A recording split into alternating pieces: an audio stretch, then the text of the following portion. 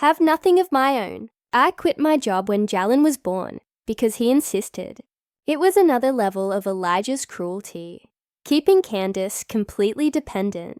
Give me your information, I heard myself say. My lawyer will contact you. You are not responsible for Elijah's crimes. We will make sure you and the children are financially protected. Why? She asked, genuinely confused. Why would you help me? Because destroying Elijah doesn't mean destroying 2 innocent children, I replied. They didn't ask to be born into a lie. The next day, the IRS arrived like a biblical plague.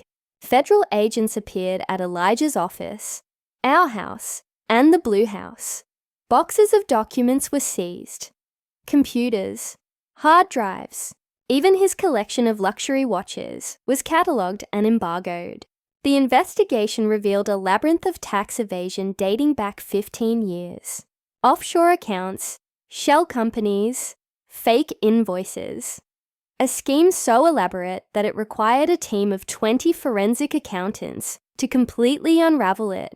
Jamal handled the legal aspect with a surgeon's precision and an executioner's coldness, using the state's bigamy laws, which included the automatic nullification of any financial claim by the bigamous spouse. He voided all of Elijah's rights to our joint properties. The house valued at $2 million, the 3 investment properties, the stock portfolio, everything passed exclusively into my name. We also recovered this, Jamal said a week later, handing me a check, $3.7 million from the Cayman's account. The rest is so tangled up in his shell companies that it will take years to recover, if at all. Patricia visited me that afternoon. She had aged 10 years in a week, her face marked by family shame. Mom always knew something was wrong with Elijah, she confessed, sitting heavily on my hotel sofa. Before she died, she told me, take care of Simone when the truth comes out. I think she somehow knew. How is he? I asked, hating myself for caring. Destroyed, Patricia replied bluntly. Candace threw him out of the house. No hotel in the city will accept his reservation. His face is on all the news. He's living in an extended stay America on the highway, paying in cash with what little they haven't frozen. He tried to contact some friends, but they all hung up. He's a pariah, Simone, a man without a country. 3 weeks after the scandal, I was called to testify before the grand jury. The room was packed, every seat taken by people eager to hear the story firsthand. I wore a simple black suit, no jewelry, except for my original wedding ring, which I wore as a reminder of the woman I used to be. For 4 hours, I recounted everything, every lie, every discovery, every piece of evidence. The jurors listened with expressions ranging from sympathy to horror. The prosecutor, a young but brilliant man named Aaron Mitchell, was meticulous.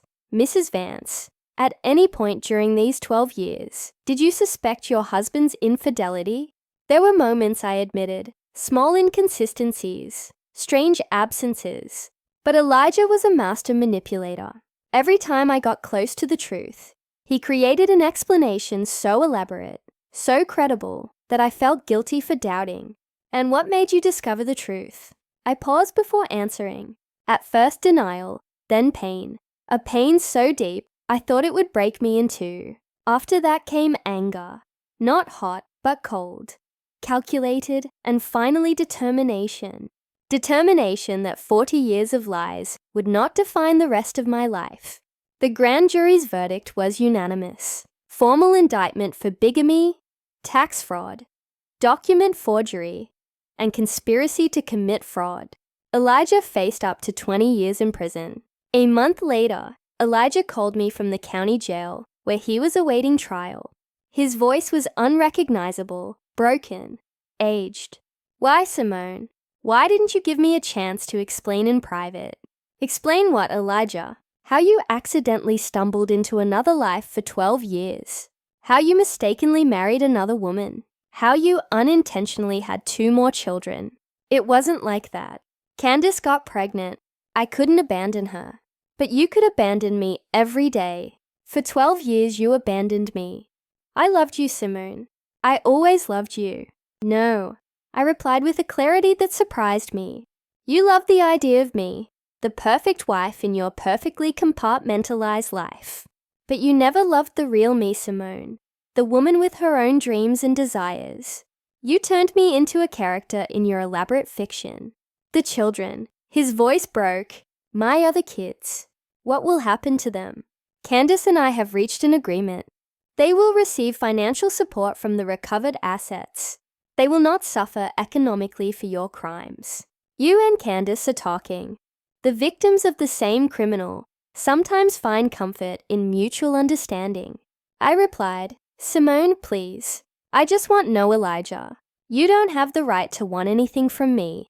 You had 40 years of my life. You won't have another second. I hung up. It was the last time I would ever hear his voice.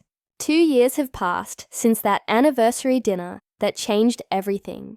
This morning, as I made coffee in my new condo kitchen overlooking the Atlanta rooftops, with the sun streaming through windows, I chose all by myself. I received a notification on my phone. Elijah had been released on good behavior. I felt nothing. No fear, no anger, not even curiosity. The man who had been my husband was a stranger now. A character in a story that happened to another Simone, one who no longer existed. My art exhibition opened last month. Portraits of an invented life. Each piece told a part of the story. The blind wife, the woman awakening, the architect of her own liberation. The reviews were extraordinary, but more importantly, every brushstroke had been therapy. Every color a small victory over the past. At the opening, a man approached me. He was a widower, a retired literature professor with kind eyes and a genuine laugh. Your work moves me, he said. There is so much pain, but so much hope too. We had coffee afterward, then dinner. There is no rush, no expectations, just two people who understand that life can begin again at any age. Jamal called me yesterday. Dad tried to contact me. He said, does he want to reunite with the family? I asked. Though I already knew the answer, I told him his family was us for 40 years. He chose another.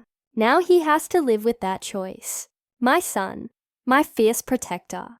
Amara was less diplomatic. She simply blocked his number. Patricia visits me sometimes. She tells me that Elijah lives alone in a one-bedroom apartment. He works as a bookkeeper for a small firm that doesn't run background checks. Candace won't allow him to see the children until they are older and can decide for themselves. It's a grey, monotonous existence. Honest for the first time in his life. But this story isn't about Elijah. It never really was. It's about Simone, about me, about the woman who emerged from the ashes of a false life to build a real one. Yesterday, I found my old diary from the time before Elijah.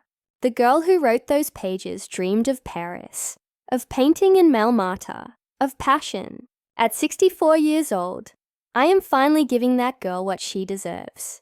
Next month, I fly to Paris alone with my brushes and a light suitcase. It's not the scholarship I rejected 4 decades ago, but it's my money, my decision, my life. I'll rent a small studio near the Seine. I'll paint until my hands hurt.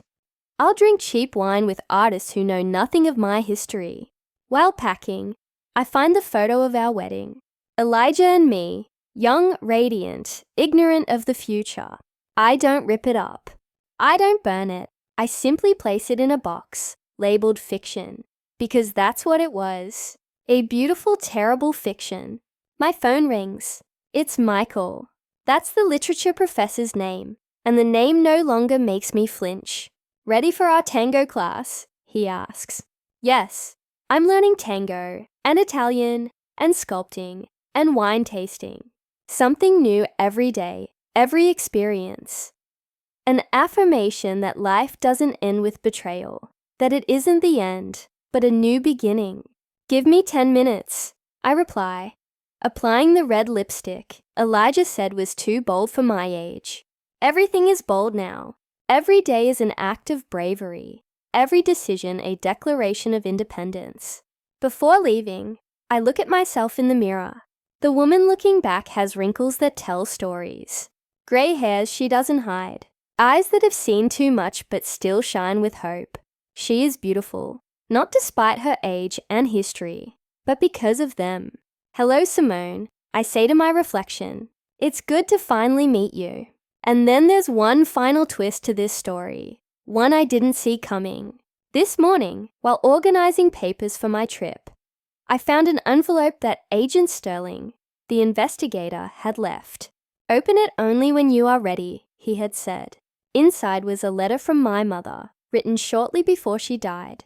A letter Elijah had intercepted and hidden. My dearest Simone, it read, if you are reading this, it is because you have finally set yourself free. I always knew the truth about Elijah. I followed him once. I saw the other woman, but you were so fragile after losing that pregnancy. So dependent on him that I feared the truth would destroy you. I was a coward. I am sorry. In compensation, I have left another account, one Elijah does not know about, just for you. The key is where we always hid treasures when you were a child. The old oak tree in my childhood garden. Live, my love. Live truly this time. I rushed to the house now sold, but whose new owners allowed me to search, and buried among the roots was a metal box. Inside documents for a Swiss account with enough money to live 100 lives. My mother had given me freedom posthumously, not just financial but emotional. She knew someone had known, and had chosen to protect me until I was strong enough to protect myself. I didn't need the money anymore, but I would use it for a women's shelter, for art scholarships, for all the Simones trapped in gilded cages. My story ends where it began, with a discovery, a revelation, a truth that changes everything. But this time the truth does not destroy. It liberates. And I, Simone Vance, at 64 years old, am finally free. Did you like my story? And which city are you listening from? Let's meet in the comments. If you liked the story, you can support me by sending a super thanks so I can keep bringing more stories like this. Thank you so much for your sweet support. I'm looking forward to your comments on the story. On the screen, you can see 2 new life stories that I highly recommend. There's so much more on my channel. Don't forget to subscribe. See you in the next life story. With love and respect.